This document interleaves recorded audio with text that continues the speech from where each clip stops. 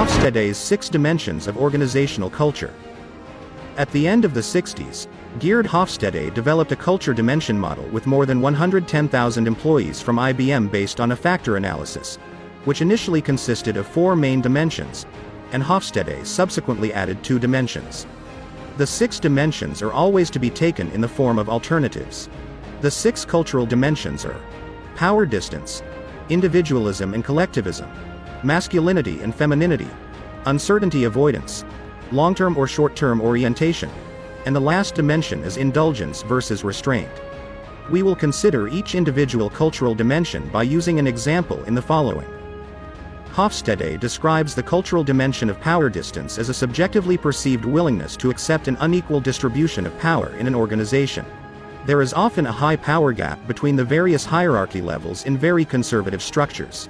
Accordingly, management makes decisions, and the result is passed on down. It is also necessary to maintain all communication channels and thus also the specified power structures. In startup companies or companies with modern management methods, there is often a culture of flat hierarchies and open communication between staff and management. The power distance is a theoretical action and a reason for potential applicants from Generation Y and Generation Z to choose one or the other employer. The second cultural dimension describes the collectivist or individualistic characteristics of an organization.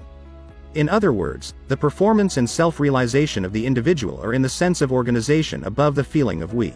I do what I do to reach my performance limits and develop personally, or is the collectivist idea in the foreground, for example, the us feeling. I do what I do to contribute to the overall performance support the team's goal. In Asian or Latin American companies, in particular, the collectivist idea is very pronounced, while in commission-dependent sales organizations, individualism is in the forefront. The third cultural dimension describes masculinity or femininity. It represents stereotypical values and behavioral norms that are typically male or female. However, you have to note that it is not about the actual frequency distribution of the sexes, but about typically male behavior such as domination and competition. However, this behavior is not only found in men. It is also found in women. Femininity is displayed through values such as caring, cooperation, and modesty from importance, which can be traits found in men as well. The fourth dimension is the uncertainty of avoidance. This is about the openness to new things or the opposite, i.e., fear of change. Suppose one culture recognizes opportunities in changes and takes risks in return. In that case, other cultures persist in their status quo and reject the fear or uncertainty of change processes or only go along in a very weakened form. The fifth dimension is the dimension of the long or short-term directions.